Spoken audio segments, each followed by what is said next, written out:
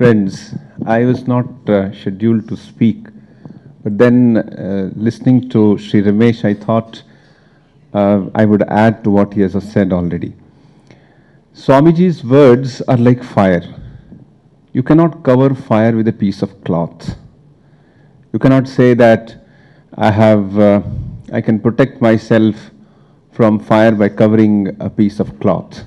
Once you come in touch with those words, they bring change in you. I want to share a small anecdote which I have shared with my friends in the class, maybe in the last semester. This happened around 2 months back or 3 months back. I had been to a function in Kadapa in Andhra Pradesh, and the function was a youth camp, a kind of a youth camp where 300 to 400 students were there. They all come from the rural area. Their knowledge or their proficiency in English was quite average. But then there was no other way we could have the convention there because there were speakers in different languages. So the convention was in English. It started. First, I was asked to speak. The next speaker was a gentleman who was the superintendent of police of Kadapa district. From a distance, when I looked at him, I felt as if I am meeting a schoolboy. He looked so small and so short.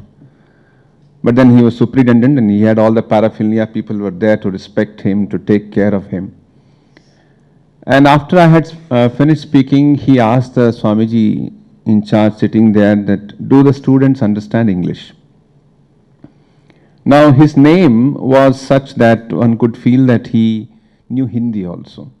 So Swamiji said, well, they're all college students, they would understand English. But if in case you want to speak in Hindi, that's fine. In Andhra Pradesh, a lot of people speak Hindi. He didn't respond and went to the podium and spoke for close to 45 minutes in chaste Telugu, which was a surprise to all. Then he began telling his story. He said, I come from a small town in Bihar. And when I was in 7th standard, I failed in mathematics. But I was a studious person who was interested in books. So there was a center of the Ramakrishna Mission. Actually, it's not an affiliated official center. Some devotees run it. There I used to go, and I happened to get a book there. Reading that book brought a tremendous transformation in me. And that little book was Mind and Its Control, written by one of our monks, Swami Atmashraddhananda ji. He said, I read the book. What dawned on me was that what is important is not more number of hours of study. I was studying very hard. What was important was concentration of mind.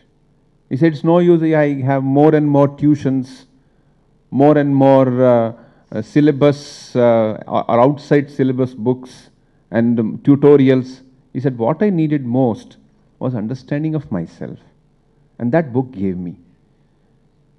As a result, he said, from 7th standard, I grew in height, but as far as I am concerned, my skin color did not change. I was same black. But what changed was the perception of life.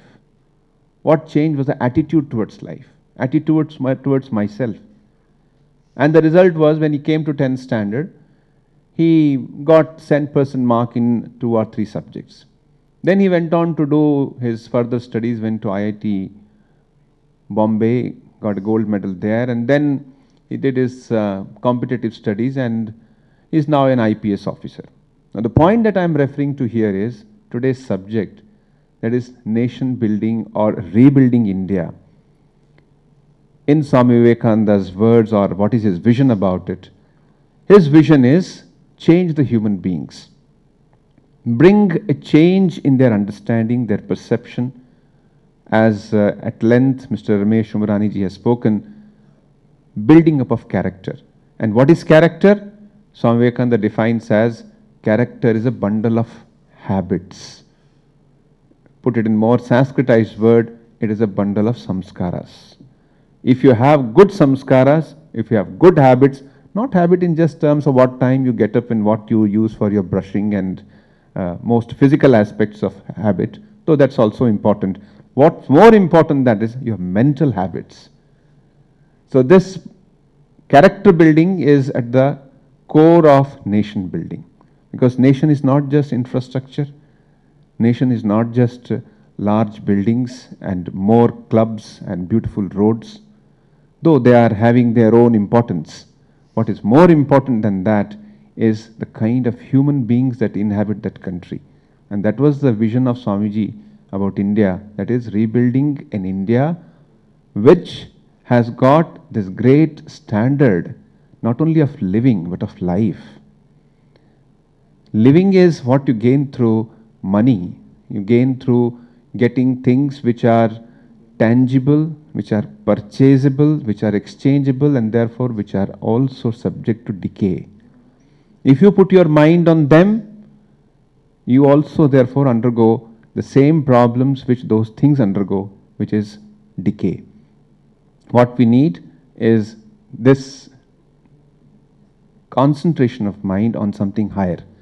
So I just wanted to share this incident because you're all very receptive to this and you have come to this 150th birth anniversary of Swamiji, which is being held on a very big scale all over.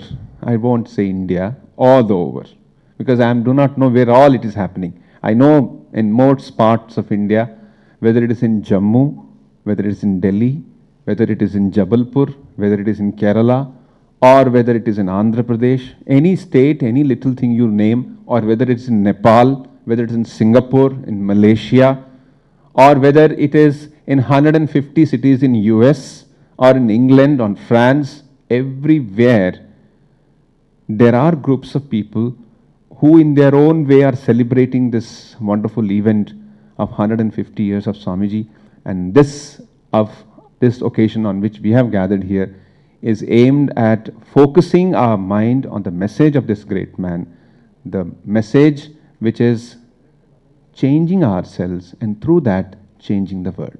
Thank you.